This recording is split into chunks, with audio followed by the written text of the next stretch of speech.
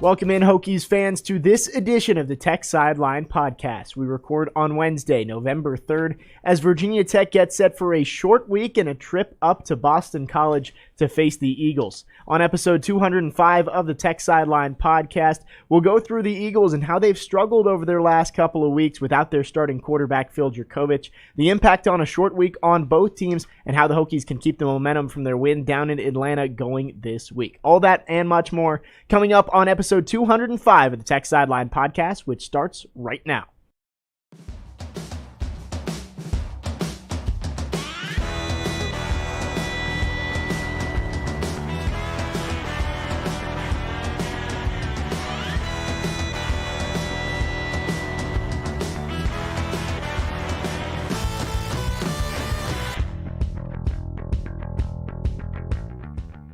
We welcome you in, however you are taking in this edition of the Tech Sideline podcast, whether that's SoundCloud, Stitcher, Amazon Music, Apple Podcasts, or Google Podcasts, or if you are on the YouTube. If you're watching archived on YouTube, be sure to give us a like, comment, and subscribe to the Tech Sideline YouTube channel. If you are live in the YouTube, make sure to drop a comment or question in the chat for Will and Chris, and we'll get to those with Katie at the end of the show. As always, the Tech Sideline podcast brought to you by the Southeast Regional Training Center. You can help bring Olympic hopeful athletes to Blacksburg and one of the best and fastest growing wrestling programs in the country. Be sure to go to southeastrtc.com to learn more and donate today. I'm your host, Jake Lyman. We've got finally our usual crew back on set. Will Stewart, founder and general manager of Tech Sideline, across the way. Chris Coleman, lead analyst and columnist for Tech Sideline, back in his usual spot. In the fourth chair today, it's Katie Adams. We'll have her usual segment in the middle of the show, and then she'll get to your YouTube questions at the end. Malcolm Stewart behind the scenes, the best podcast producer in the land. We are back ready for Boston College on Friday, but as always, we have to do our Braves check-in. The Atlanta Braves are World Series champions. It's a great time down there. The best way I can describe it is like going to a World Series at the Battery is like if College Game Day was set up on Bourbon Street, a more upscale Bourbon Street, and like the stadium and the game was right next door. It was insane. It was the best atmosphere I've ever been in for any sport. So definitely worth it all. So for people that don't know, you got the stadium, and then you got that whole area around it. Yeah. Did I hear the TV commentators say there were probably 150,000 people in the area? It wouldn't shock me, with probably 45,000 in the stadium. Yeah. And like the line to get into bars on Saturday was hours long. So I had to hang out outside all day. Now, were you allowed to bring your own? Like, could you wheel a cooler up if you were just hanging out in the area? Well, I don't know, to be honest. You probably could if you wanted to. If you didn't have tickets to the game and you were just going to watch it on the big screen outdoors. The Battery was the best kept secret in baseball until the World Series.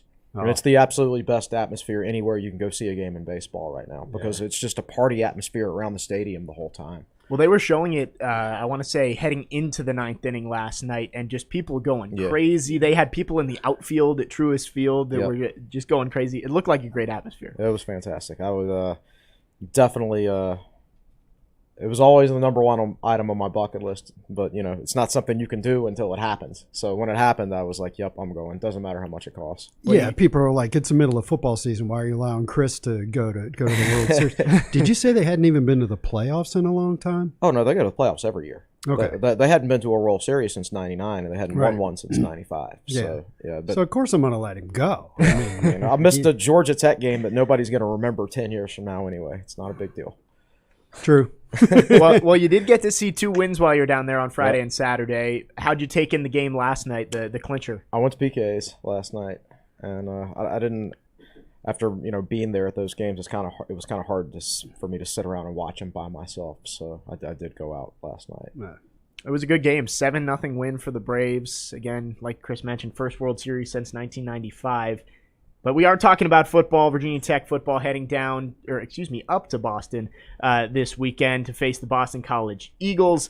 And this is a team that kind of just a lot of hope going into the season, started 4-0, but lose their starting quarterback and now have lost their first 4 ACC games. Yeah. If you look at their season and the trajectory of their season, now granted they started out with a couple of cream puffs. They beat Colgate 51-0 at home. They traveled to UMass, which I find odd, and UMass is one of the worst teams in the country. It's got to be a 2-for-1 deal. Yeah, and they beat them 45-28. Then they traveled to Temple, beat Temple 28-3, and then beat Missouri 41-34 in overtime at home. So at that point, they're 4-0, and Alumni Stadium, I think it's called, holds 44,500 people. And they're not known for great fan support, but for that Missouri game, they had 44,500 people. So things were very kind of trending in the right direction then. And I don't remember exactly at what point Phil Jurkovec got hurt. It was in the UMass game, which actually made the Missouri result, considering everything we know now, shocking that they were able to win that game with their backup quarterback. And we'll get into this later, but he is not a good player at all. Yeah. Well, and I want to say that NC State game the next week was sold out too. That I believe that was a pretty rocking atmosphere, and then they got blown out in that game. It was 40,349 in the official attendance is what it says right here. So but for Boston College, first of all, they lost to Clemson 1913. And that was a really good game. Clemson. That was a really, really good game. Yeah. BC had the ball at the end and fumbled a snap while they were driving. Yeah. Well, and that was when Clemson was still at least considered as decent at that point. Clemson's one of those teams where like all their games are going to be within 10 points. Low scoring and close. Yeah. Nobody's scoring over 30, but it's I believe they've had we mentioned Georgia Tech was 14-8 and 19-13 in that one. Yeah. So everybody playing the Tigers close this year, but we mentioned Phil Jurkovec. He has been very good since going to Boston College. 20 touchdowns, just 5 interceptions, almost 3,000 yards in the limited amount of time he's been there. Him going down is pretty much doomed this season. Dennis Grosel, redshirt senior, steps in, and he has just not been all that good. I would say that Jurkovec going to Boston College severely impacted Notre Dame season as well. I remember we were talking earlier this year about how Notre Dame doesn't have a quarterback, and I thought to myself, I never did say it on the podcast, I thought, well, they've got a quarterback. He's just playing for Boston College. I think I said it before the Notre Dame podcast. Yeah, if Jurkovec was healthy and still at Notre Dame, and granted, they're still 7-1 or whatever, but they might be. But they're 7-1 or 8-0 with a bullet now. Who did they lose to? I don't remember. Cincinnati. Yeah, and that game was close. Right. And exactly. And all right. Sorry to interrupt. So I what was the question? Dennis Grosel stepping in. Grosel. Okay, yeah. So Jurkovec got hurt late last year and missed a game. He missed the UVA game. Grosel comes in and throws for 520 yards on UVA, and you're like, man, look at that quarterback depth the Boston College has. Well, as it turns out, as we know now, UVA's defense is just absolutely putrid and horrendous, and whatever other word you can look up to, and the thesaurus, but they're awful. And now you get them up against normal teams. Now, granted, Clemson, NC State, Syracuse all have highly ranked defenses in the ACC. Particularly Clemson's is really, really good, but Louisville is not so good, and he was still bad against them. Yeah, Louisville's got the number 10 defense. Yeah, Grosel, 57.8% for the year, 1,200 yards, 6 touchdowns, 7 interceptions. But you look at just the ACC games, which is the last 4 games, it's 2 touchdowns and 5 interceptions and 5.5 yards per attempt. I mean, this is awful passing offense, quite possibly the worst in the entire country. I don't mean this to talk bad. At this point in time, yeah. Right. I mean, I don't mean that is disrespectful to Boston College, but the numbers say that's pretty much what they are. And he threw 5 interceptions in 4 games, and he got benched in the last game against Syracuse as well. He did. Yeah. He get benched, and they put in a true freshman. And, he's not a COVID true freshman. He's a guy who enrolled this past January, so he is a regular true freshman with a little bit more time to prepare. Will, you gave me so many sheets of paper. Emmett Moorhead. Emmett Moorhead. Yeah, we kind of over-prepped for this. We're holding like 8 sheets of paper. We went 6 of 15, completed 40% of his passes. So I don't know how good of a runner he is. It's just such a small sample size on him. I don't know if they'll turn away from Grosel. They obviously can't win with Grosel, but are they going to be any better with a true freshman, or do you just keep the red shirt on that dude and build for the future? I mean, you're not going to have a winning record this year if you're Boston College. I know what I would do, but so I don't know exactly what to expect. Who they feel like gives them the better chance to win, but either way, it just doesn't sound like they have a good option at all. Yeah, to give you some idea of Grosel's fall from grace in air quotes, you talked about the game he had last year, and I. One of the better sources for Boston College information is BC Interruption, which is a SB Nation site that's been around for a long time. And I found an article that he wrote a couple of weeks ago after they'd lost 2 games before they'd lost the 3rd and 4th game in a row. And he said, coming into the season, he said expectations were high even after Djokovic got hurt. They figured they had one of the best backup quarterbacks in college football. So that's how they thought of Grosel before, this recent skid.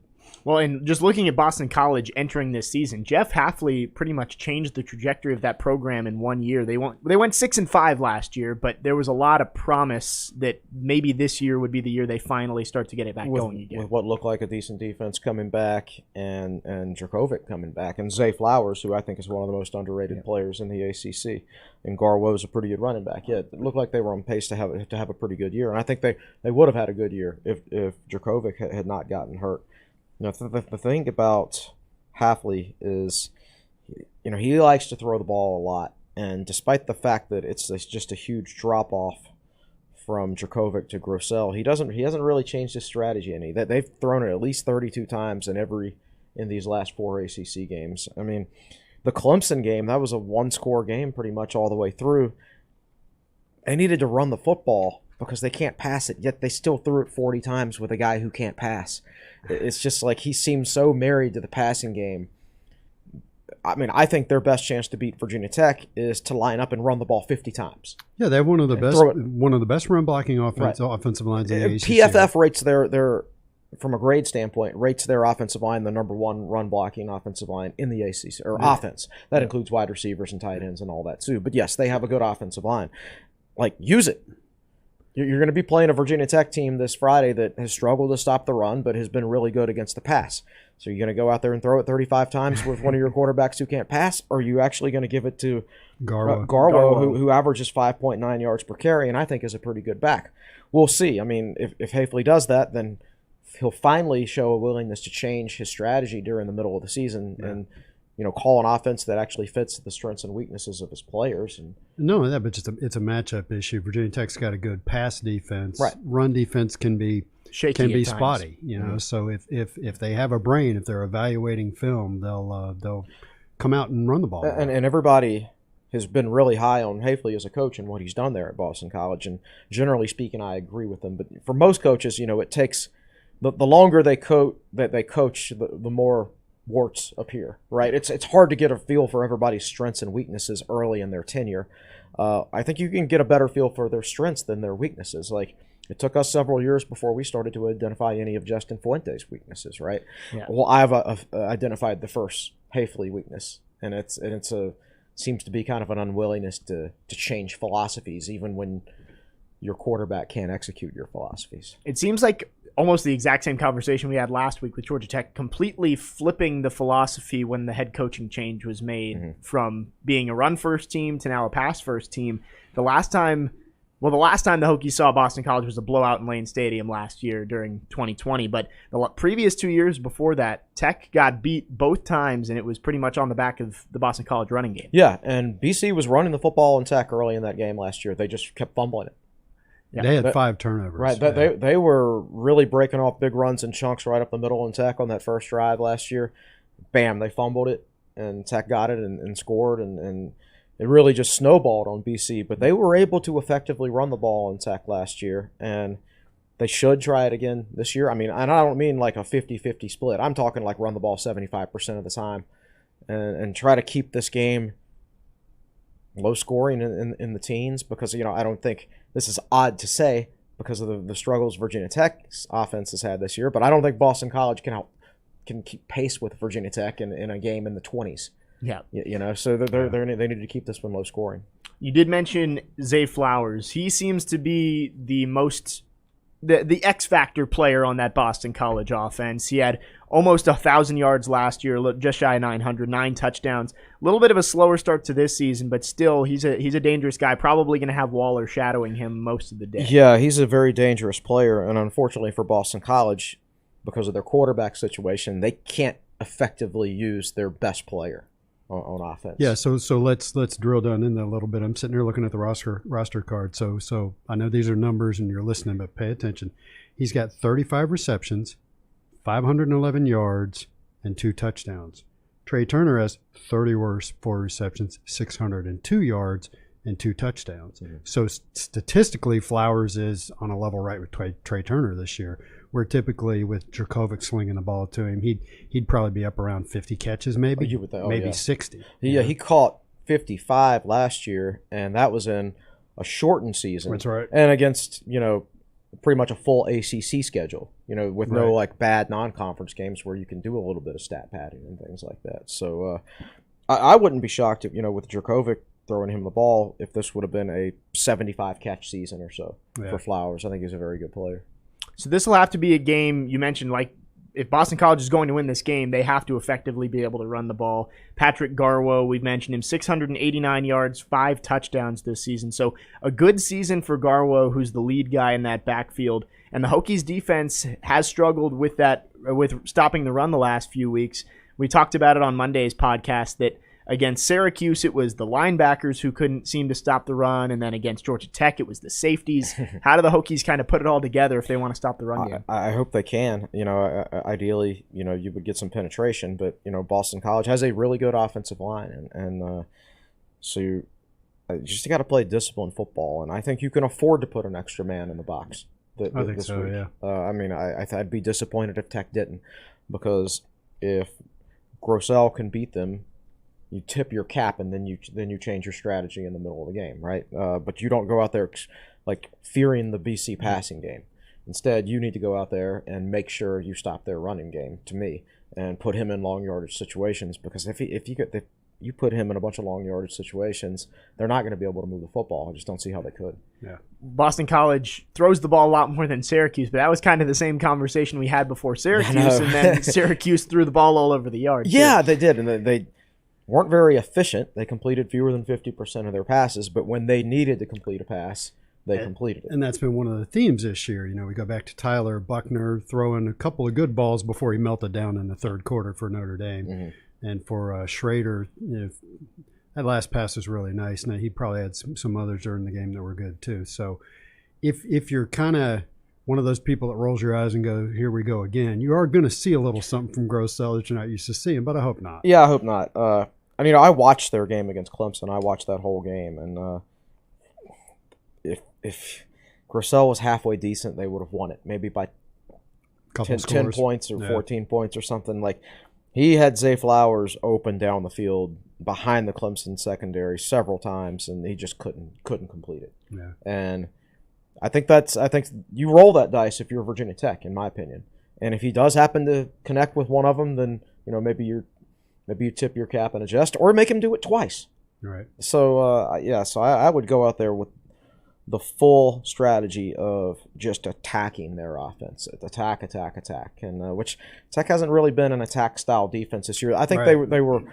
I didn't. I've only watched the condensed version of the Georgia Tech game. I thought they seemed a little more attacking this past week than they have been in the past, and maybe it was the nature of the opponent that they were playing. But for me, this is this is an offense that I think you want to go and get after and get them in long yardage situations, because if you do that, I think your chances of a turnover jumps up.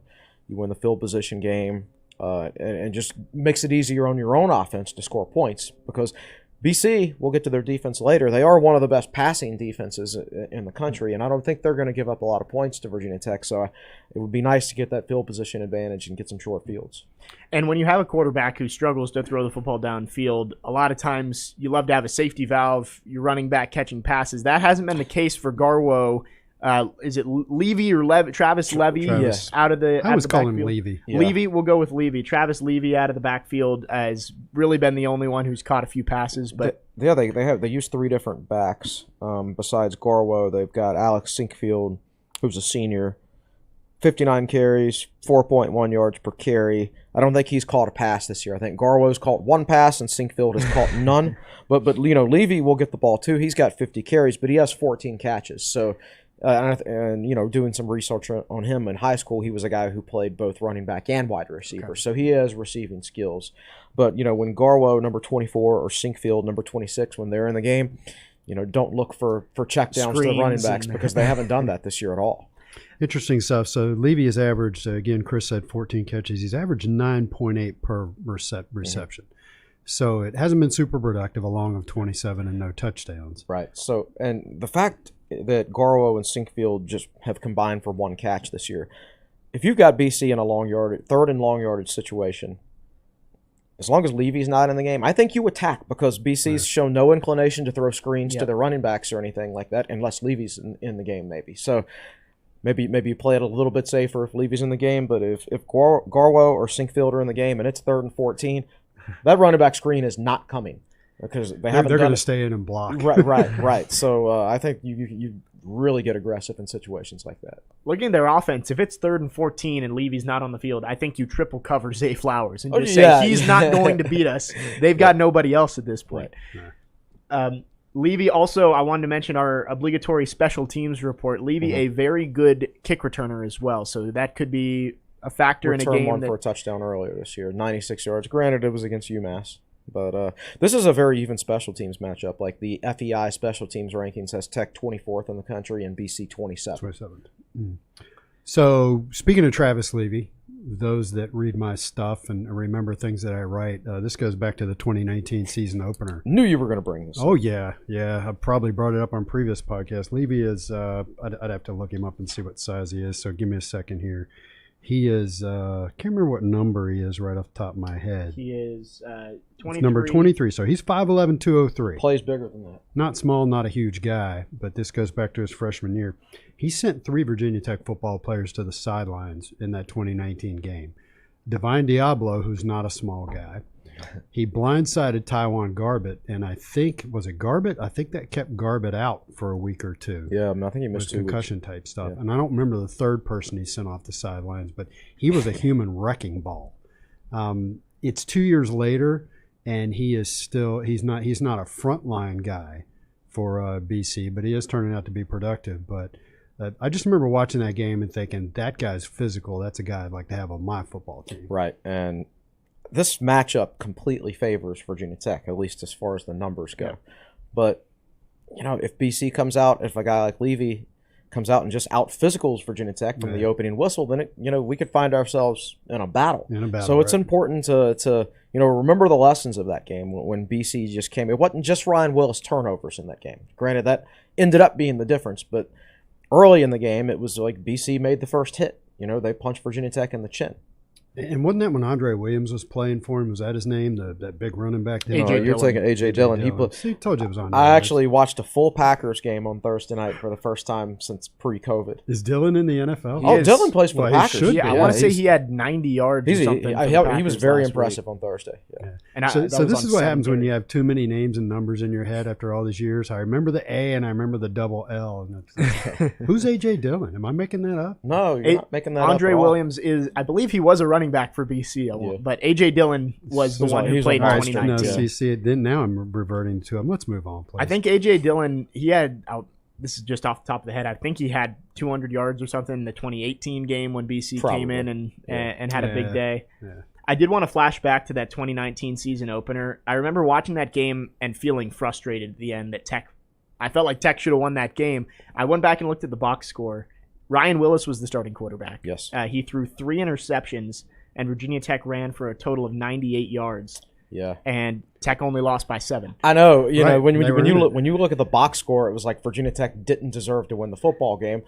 But at the same time, you take away a couple of those turnovers, and they probably still somehow would have won the game. But that was the everybody liked Willis before then because they loved his aggressiveness. Scared money don't make money, right? I believe that was the next game he started after the UVA 2018 game. Right. Correct. Right. So correct.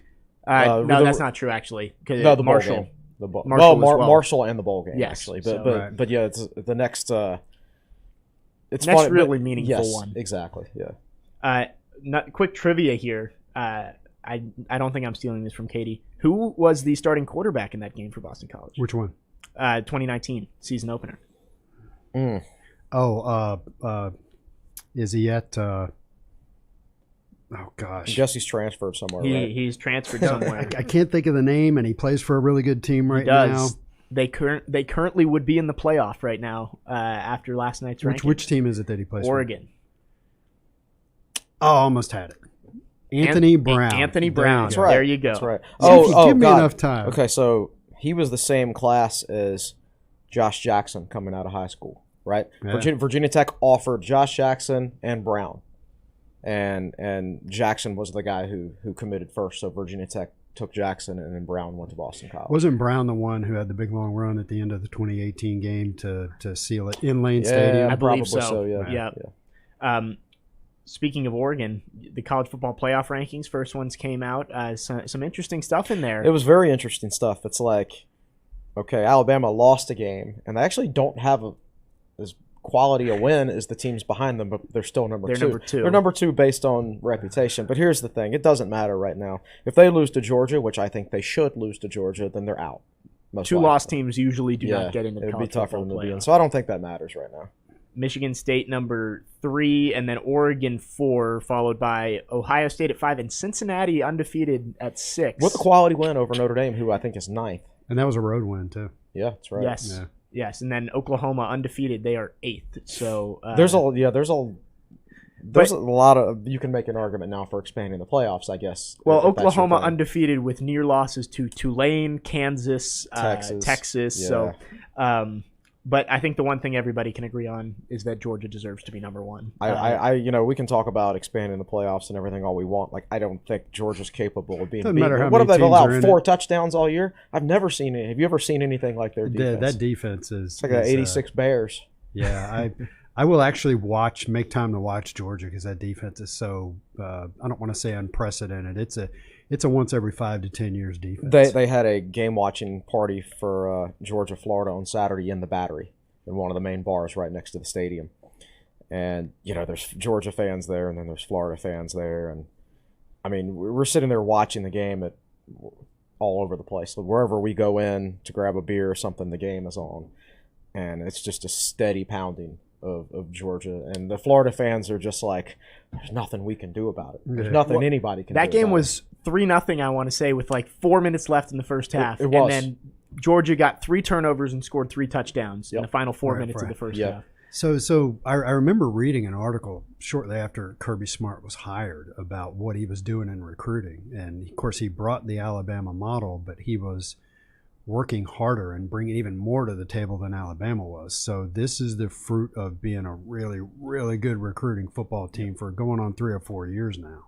I actually wrote this down. I wanted to look at the red zone defense for Boston College and Virginia Tech, but while I was looking, I caught a glimpse of Georgia's stats in the red zone this year. Unbelievable. So through 8 games, they've only allowed teams to reach the red zone 14 times, less than 2 times a game.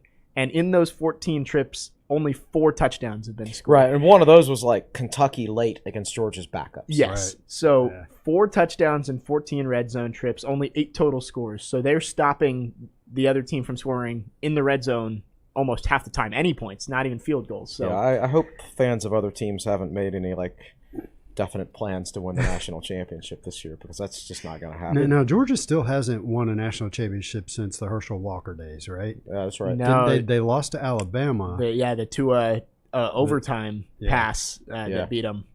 So if they win this year, it'll be slightly different. It'll be like when Clemson won it for the first time since Danny Ford was there. After having lost to Alabama the previous year, I think so, something like that. And we've been talking about Kenneth Walker at Michigan State too. I want to bring it up. 5 touchdowns against Michigan on Saturday.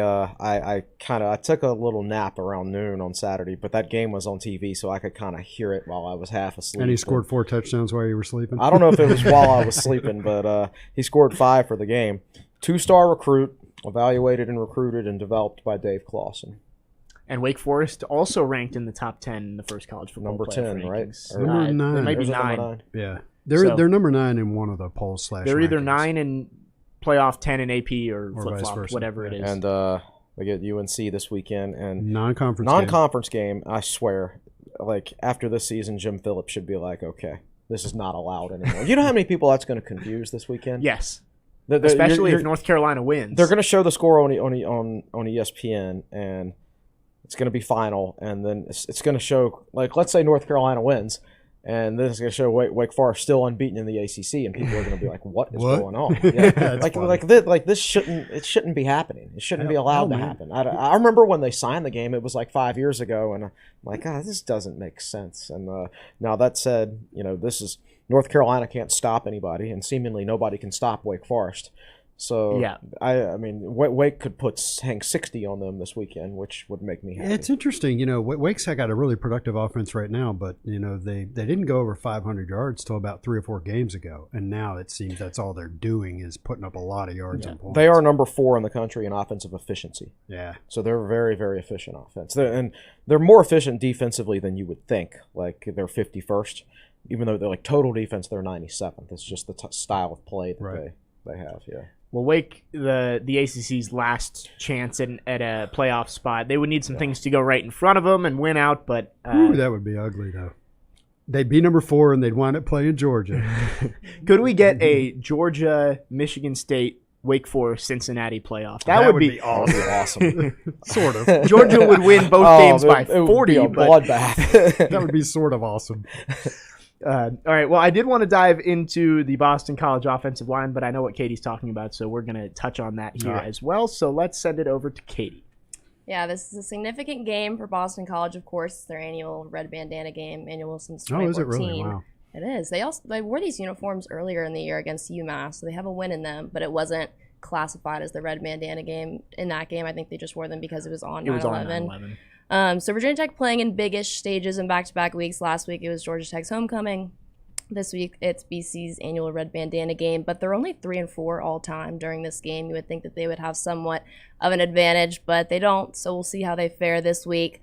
NFL standouts Luke Kuechly and Matt Hasselbeck will be in attendance as well. And then Boston College has several players with famous bloodlines on this 2021 roster, which is really interesting. Javian Dane, who's son of Heisman Trophy winner Ron Dane, took it from Michael Vick in 99. Now, wait a minute. I think when Ron Dane won the Heisman, I think his girlfriend was holding the baby during that. And I don't know. That must be him. Yeah. Wow. That's cool. Jacob Kraft, son of Patriots president Jonathan Kraft, is on this team. Tyler Vrabel, am I saying that right? Vrabel. Okay. Yep. Son of Titans head coach is on this team. There's Joe Tessitore, ESPN announcer. His son is on this team. Wow.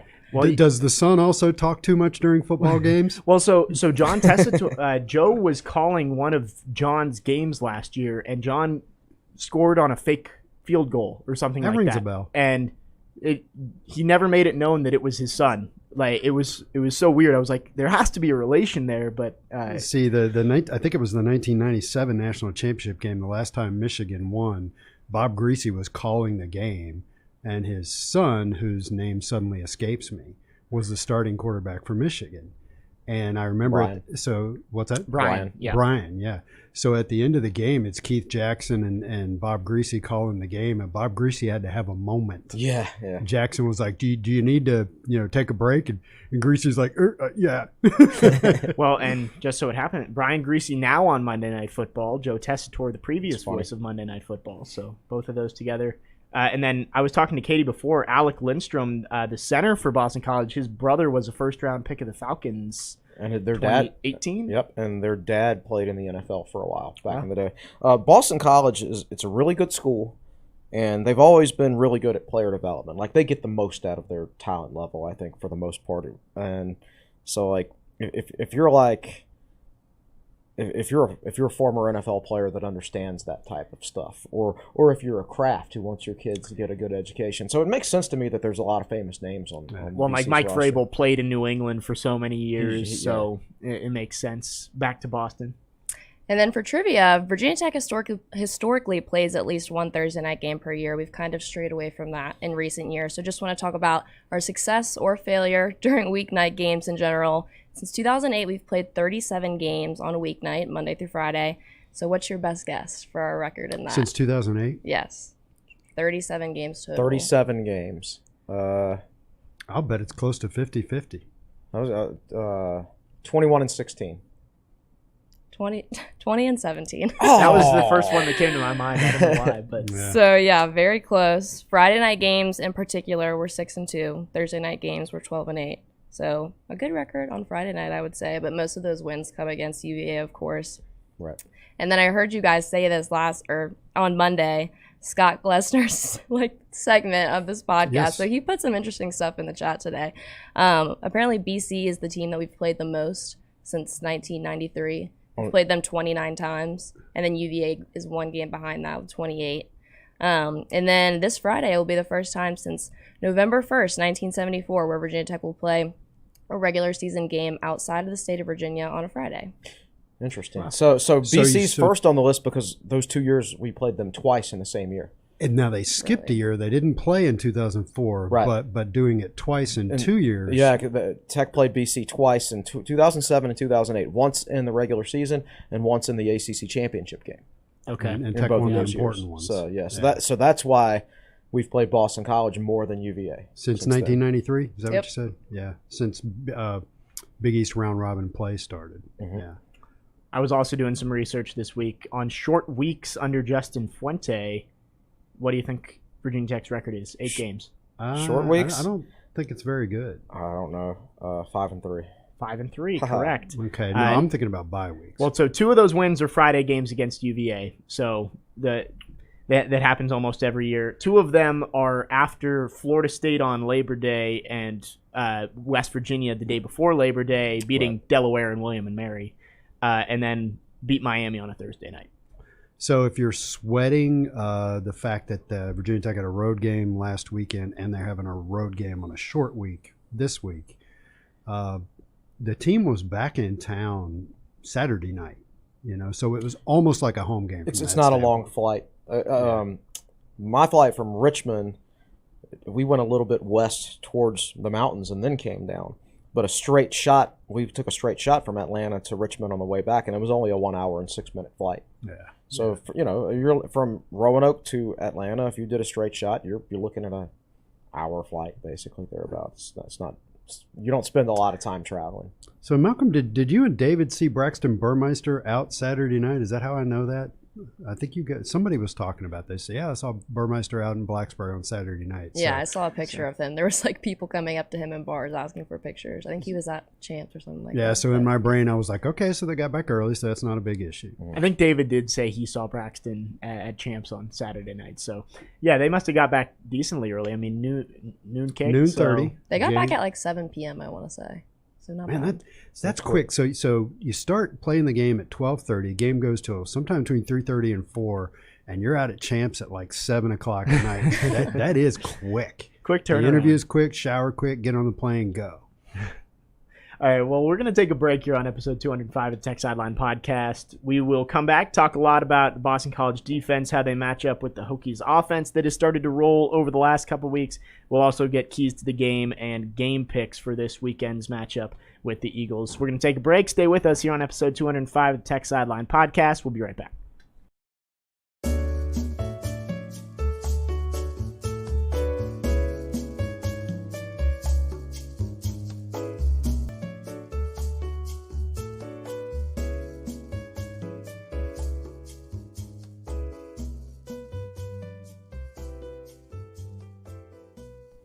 We welcome you back on episode 205 of the Tech Sideline Podcast. Glad you're with us as we preview Virginia Tech and Boston College on Friday evening up in Chestnut Hill. Hokies trying to get back-to-back wins and get back above 500 on the season. If you are watching live in the YouTube, be sure to keep dropping comments and questions in the chat. If you have a question for Will and Chris, we'll get to those at the very end of the show. We've already gone through Boston College's offense, their struggles without Phil Jurkovich. But now let's look at the defense. A solid group. Jeff Hafley, a good defensive coach on that side of the ball. But they had a rough day against Sean Tucker. Their last time out against Syracuse, gave up more than 200 yards to the Syracuse running back.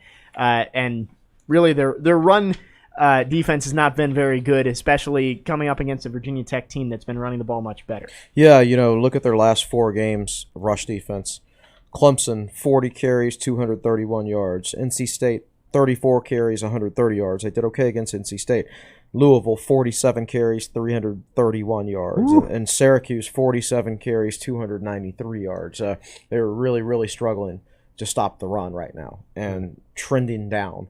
Meanwhile, Virginia Tech's run game is trending up. If you've seen what the Hokies have done, averaging, 250 yards or so over the last 2 games on the ground. Yeah, and close to 6 yards a carry, I think, the last couple games. Yeah. Now, the thing is, BC's pass defense is legit, man. They held Syracuse to 65 passing yards and Louisville to 107 passing yards. So they've been very good on that side of the ball. Yeah, and in team pass efficiency defense, they're rated 27th in the country. So yeah, they've done a nice job there. I would expect Virginia Tech to run the ball a lot. I think if BC is smart, they'll try to run the ball a lot. It's like I don't think this is going to be one of those 3.5-hour football games. I think this is going to be a pretty short game by modern standards, and I think Virginia Tech has more firepower than them, which is why I think Virginia Tech will win. But the BC pass defense appears to me to be legit. We mentioned last week how it could be another big game for Malachi Thomas. He broke 100 yards again. This seems like another game where he could maybe become a true freshman to run for back-to-back 100-yard games. That would be nice. That would be nice. Yeah, I don't know if KJ did that. We talked about him in the last podcast, how he did it twice in a row as a true freshman. Which games were they? Miami, UVA, 2001. Miami and UVA, and I don't remember right off the top of my head what games were around those. I want to say he got his first start against Temple and rushed for 1,000 yards, but I don't know if that was right before the UVA game. You mean rush for 100? Yeah. Though you could rush for 1,000 against Temple back in the day. Yeah, exactly. I do know that he did not do it against Florida State in the bowl game. Even if he did, they didn't really count bowl game stats back then anyway. Right. I don't think so. So yeah, if he did it against Miami and he did it against UVA, I think they played Temple. It may have been 3 in a row because they got smoked by Pittsburgh 38-7. Then they beat Temple 35-0. That was his first start. I've got it up. He did UVA for 300-yard games in a row. Okay, I want to say he ran for like $150 against Temple. It was a huge game. Yeah, he had 3 huge games in a row. 155 against Temple. I don't know how I remember 7.4 yards per carry. Whew. He had 37 carries against Virginia, ran for 181 yards, and then against Miami, 24 carries and 160 yards. Yeah. Nice. So Malachi Thomas is shooting for that. Yes.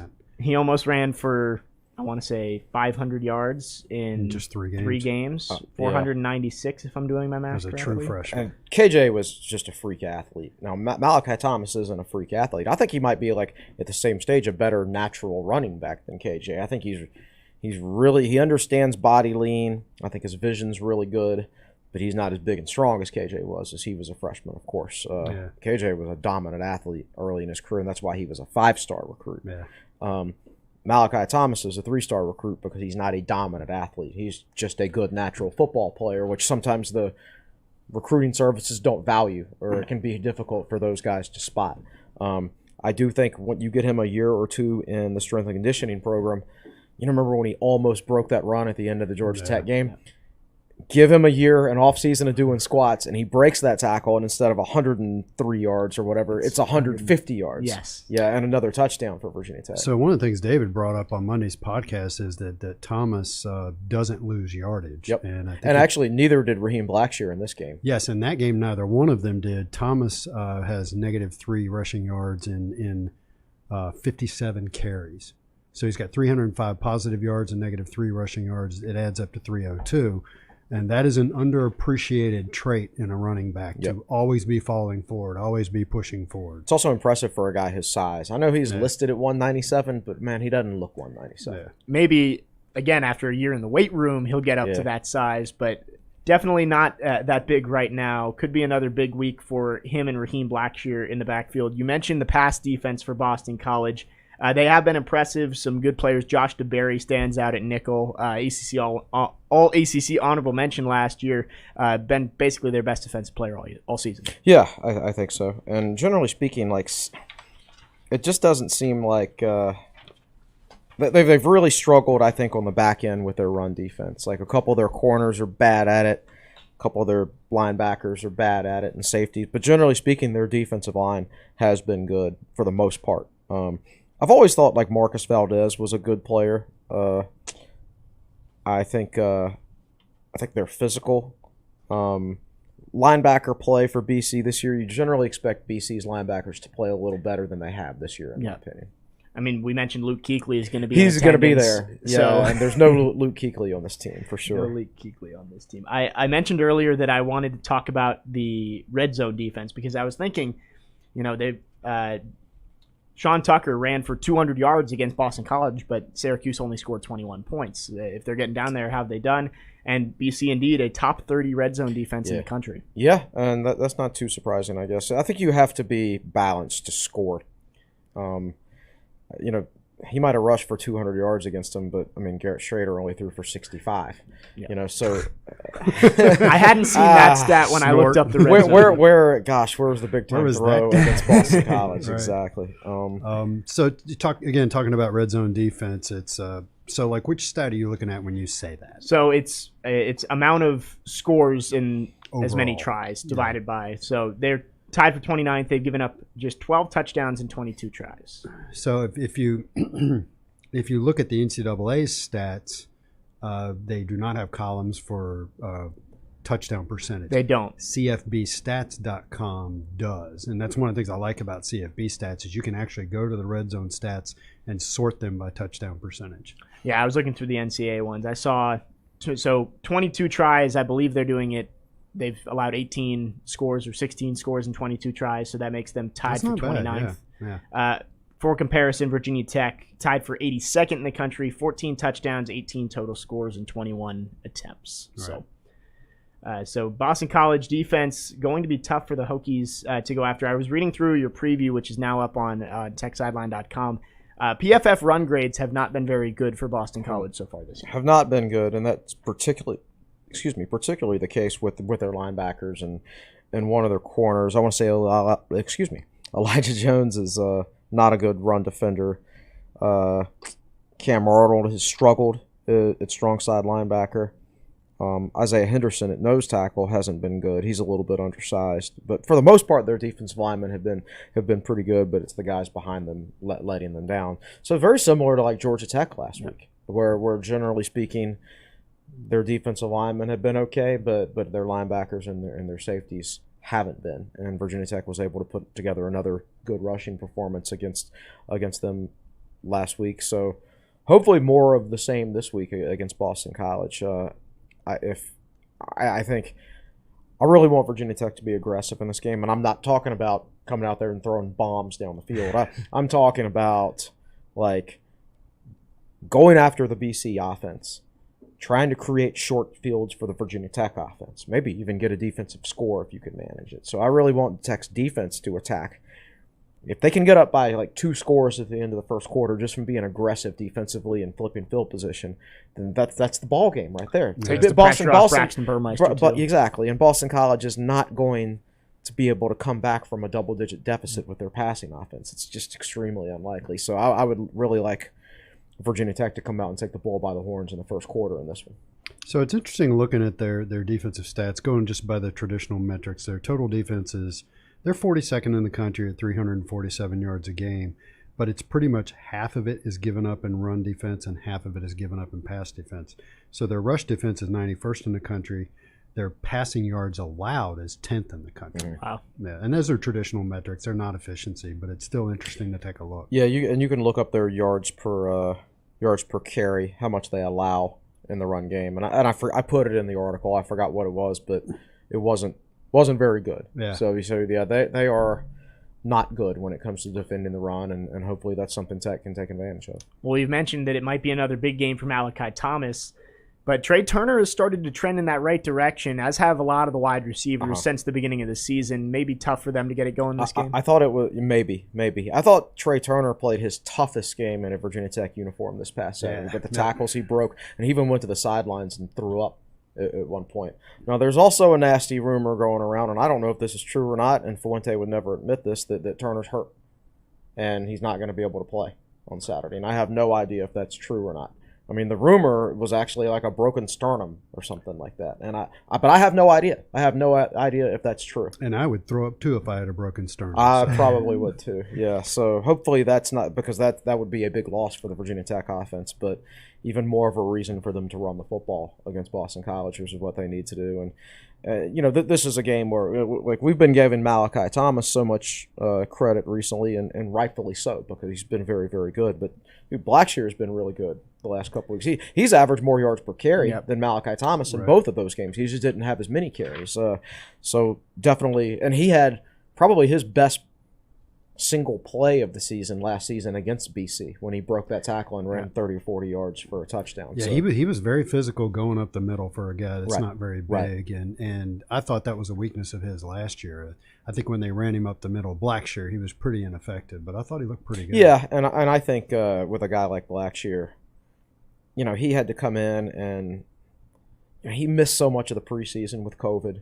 Yeah. And I just don't think he was in shape to start the season last year, and it was just a tough year for him because of that. But I think this season, and particularly the last 2 weeks, you're seeing the real Raheem Blackshear that Rutgers fans saw when he was a good player for them. And could it be more that his role is kind of the number two? He was kind of leaned on early in the season to be the guy at running back, and now that Malachi Thomas has taken a little bit of the load off him, it seems like he's flourishing. And I think he's. I would argue that Blackshear is Tech's most, whether he's the starting running back or number two, I would say I think he's Virginia Tech's most complete offensive football player. He's doing a really good job pass blocking this year.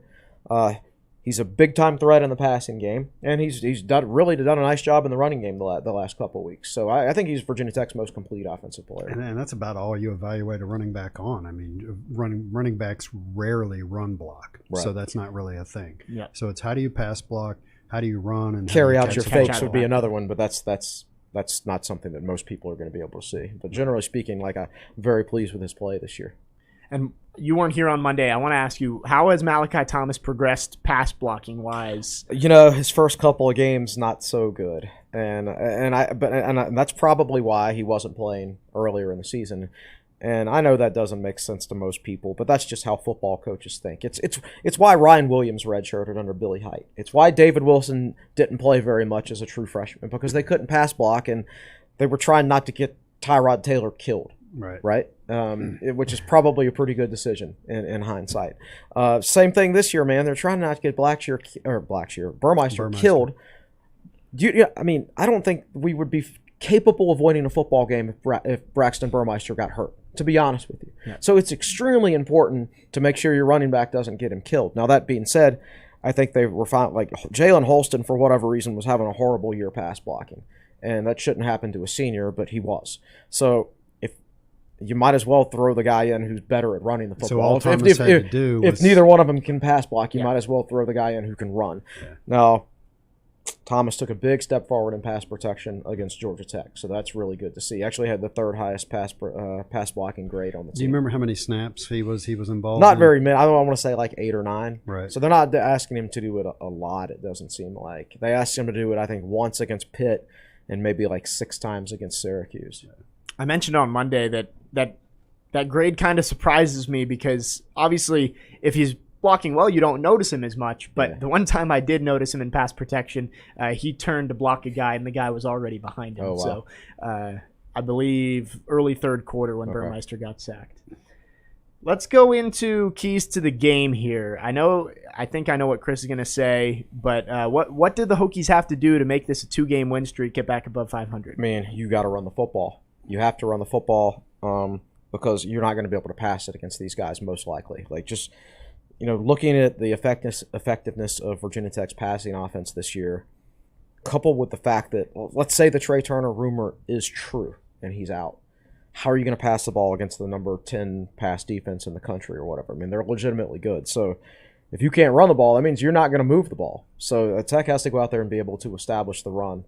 So to me, that's the key to the game. I don't think Boston College is going to be able to score enough to beat Virginia Tech. It's just a matter of but at the same time, if Tech doesn't run the ball, how are they going to score? So to me, that's it. Run the ball. I would say in addition to that, don't screw it up. Yeah. I think Virginia Tech's the better football team and should win this game. And I think before we went live, I said I think this is the easiest game to pick all year other than the Duke game. I just really feel like Tech's going to win this one. Last week I picked them to beat Georgia Tech because I quote-unquote had a feeling. No, this week I think they should win this game. I think in ACC play they are 4-4 in Chestnut Hill, so it's not like it's a house of horrors for them. Tech 4-2 over their last 6 trips to Chestnut Hill. Yeah, it's not Heinz Field. Right. Or the Carrier Dome. Sure. So we were talking about attendance earlier, and unlike Virginia Tech, Boston College's schedule is skewed to home games later in the year. They've only had 3 home games so far this year. And one of those was against Missouri, where they had good attendance, and then they had 40,000 against NC State. NC State. It's hard to say where the Boston College fans' mindset is going to be at this point. They may be a little dejected losing 4 in a row, and they may not show up. Or they may respond to the fact that an old rival's coming to town. It's Friday night. They got some former NFL players Red there. Red bandana game. Yeah, red bandana game's a good point, So it is going to be right around 30 degrees on Friday night in Chestnut Hill. Well, that doesn't bother them. So at least 35 to 40,000, maybe more. So the environment ought to be pretty good, and we'll see how Virginia Tech responds. I'd actually be more comfortable with a good environment than I would be if there was like 15,000 people there sitting on their hands. Yes. I forget who tweeted it on Saturday. I heard Atlanta was the opposite of electric. I want to say Mike Niziolek used that term on Twitter. Just watching the condensed version, it didn't seem very impressive to me. Will's right. It's like, don't screw it up. That's kind of the right terminology. Just doesn't look like Boston College has the firepower to beat Virginia Tech. Now, and this might actually be one of the most boring games of the year, maybe the most boring. And if it goes the way it's supposed to go, it should be one of the most boring games of the year. And don't be, Virginia Tech had a good offensive game last week against Georgia Tech, and everybody says, "Well, Georgia Tech's terrible." Well, Virginia Tech also had a pretty good offensive game against Syracuse, who's one of the better defensive teams in the conference. Yes. So the fact that Boston College is a very good pass defense team doesn't mean you can't have 400 to 500 yards against them if Virginia Tech looks as good on offense as they've looked the last 2 weeks. Yeah, I don't know that Tech is going to rack up a bunch of total yards this week, simply because I think there's an overall strategy you can play against Boston College that is geared towards field position and things like that, and putting their offense in bad positions. If you can put your own offense in short fields, you're not going to get a lot of total yards. Correct. But you're going to have a better chance to win the football game. And if both teams are running the ball, it could be less possessions, less opportunities to go get yards. And a bigger key becomes who finishes well in the red zone, which the Hokies didn't do very well against Georgia Tech. Right. Yeah.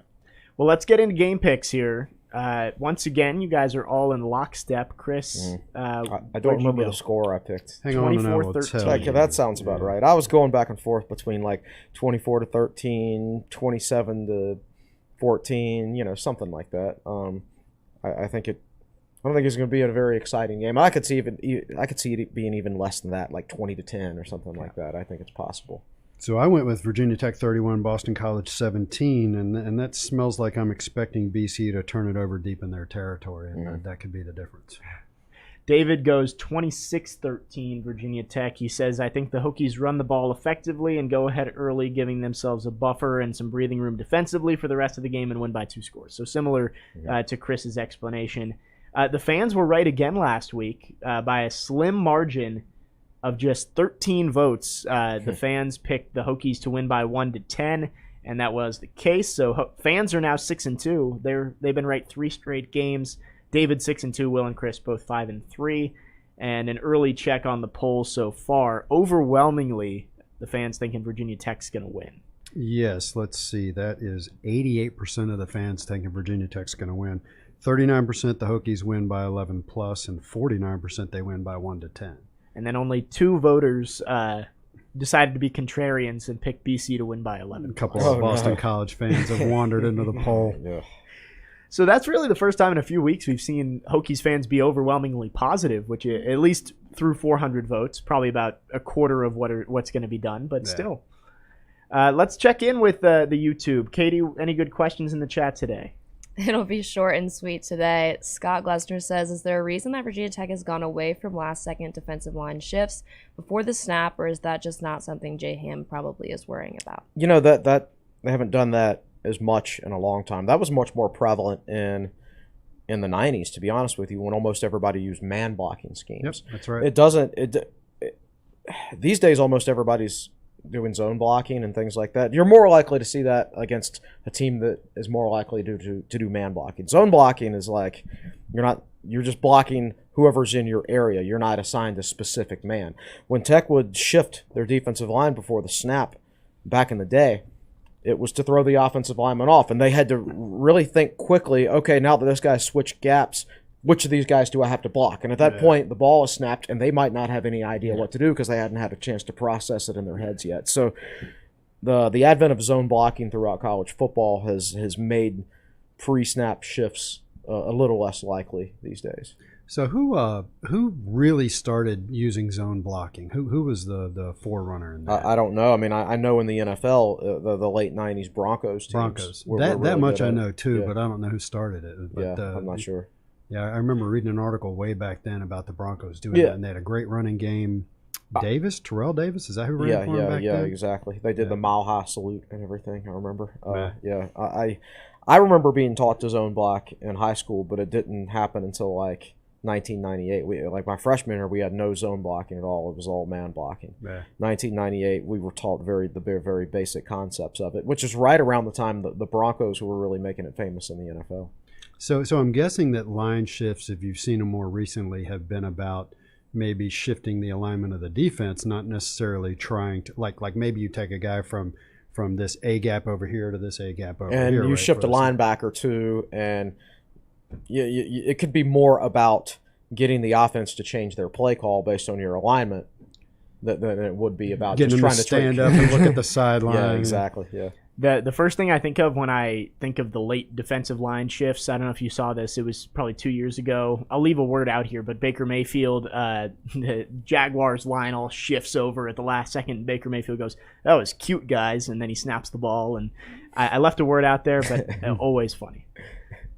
And then last one from Sam Sweeney. With recruiting improved this year and Tierlink and others just recently hired, do you think their best recruiting years are still ahead of them if staff is kept intact? I do. Yeah, I mean, I think generally speaking, he's made some good recruiting hires. I think I wish they'd been able to retain Tapp because he was really good at it. But I think Ryan Smith's an excellent recruiter. I think he's the best recruiter here. If he stays here long enough, I think he'll be considered Virginia Tech's best recruiter since Jim Kavanaugh. Well, the commitments of Ramon Brown and Gunnar Givens this year are big. They're both top 10 guys. Yeah, and I think Jock Tyler's done a really good job in Northern Virginia. Yeah, I think, and Justin Hamilton, I think, is a strong recruiter. So, I think this current staff and its current iteration is Justin Fuente's strongest recruiting staff as a whole. That's it. That's all we got. All right. Well, thank you for everybody who dropped a question, and thank you, Katie. Before we get out of here, I do want to mention Boston College. We're sending our football team up there. They're sending their football team down here tonight. That's right. First round of the ACC tournament, 7 o'clock at Thompson Field. And unfortunately, that won't be on the ACC network. They're showing, I think, Wake Forest and somebody else. But I'm sure it's on stream. I believe it'll be on ACC Network Extra. I want to say Bailey Angle is calling it. I want to say Bailey Angle. Could be Evan, though. It'll be decent weather. It'll be chilly, but like the wind's not blowing at all right now. So it should be like pretty good November weather for Blacksburg. Those young people can run longer and even more than they usually do, right? Hokies are trying to bounce back. Strong start to the year. They've lost their last 3 ACC games. So. ACC's a rough league, man. It is. Brutal. They lost to Pitt 4-1 in their season finale, but still, with the way the ACC scheduling is, they're going to make the NCAA tournament just because their strength of schedule is so strong. Yeah. All right, well, we will get out of here on episode 205. First, Chris, preview's already up. Anything else coming up before game time on Tech Sideline? I'm going to write a basketball column tomorrow. Switch gears a little bit. Thoughts on the basketball season and everything like that. I will try to get a Q&A done by Friday, but with the short week, we'll see. And we are also going to do some basketball during Monday's podcast, right? Yes. So David just finished up his preview as well on the, or at least part 3 of his preview. It's a 3-part series. Yeah. And then we are going to do, I believe, half and half on Monday's podcast. So we'll recap Boston College, and then we'll dive into basketball season, which will start the next day. 6 days from today, basketball will be played in Blacksburg. So that's awesome. Lots to look forward to. Doubleheader next Tuesday. Women facing Davidson at 5. Men facing Maine at 8. So both those games streaming. Both of those are streaming. ACC Network Extra, I believe. And then after that, crosstown rivalry, Virginia Tech Radford on the 15th, I believe, is the next men's basketball game. We just got a text from David. Let's see if it's important. He says, no Mario Kendricks this weekend either. Dislocated shoulder, apparently. don't know where David gets this. Is that a rumor? Or? Yeah, I don't know, but Mario did get helped off. He only played about 15 with snaps. a shoulder issue. Yeah, exactly. So we'll find out. Well, we'll find out this weekend if David's injury news is legit. Yeah, so that just means Josh Fuga is going to have to step up. Yes, we need David to be. He can be like our Adam Schefter. Just text us during the podcast if he has any scoops or something like that. Right. Well, that's going to do it here on episode 205 of the Tech Sideline podcast, looking at Virginia Tech's trip down to up to Boston College this weekend to face the Eagles on Friday night. I want to thank everybody on set. Will Stewart across the way, founder and general manager at TechSideline.com. Find him at Will Stewart TSL on Twitter. Chris Coleman to my left, lead analyst and columnist of Tech Sideline. I'm not giving him your job quite yet, Will. At Chris Coleman TSL on Twitter. Katie Adams in the fourth chair always does a great job. Katie 6 Adams on Twitter. Malcolm Stewart behind the scenes. I'm Jake Lyman, your host. Signing off. Enjoy the game, Hokies fans, and have a great weekend.